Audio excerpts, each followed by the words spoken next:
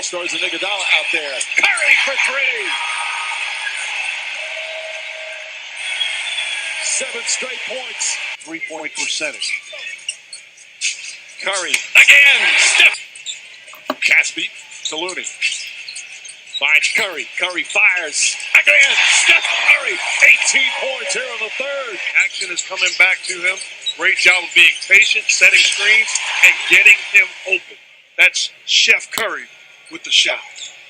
He has been on quite a tip. Inside, Horford flips it up. He's short. Tipped by Morris, won't go, and Curry gets the rebound.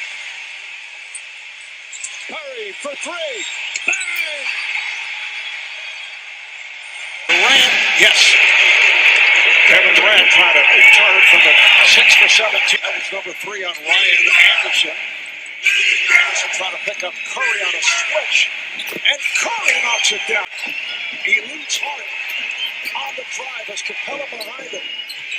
And it hits.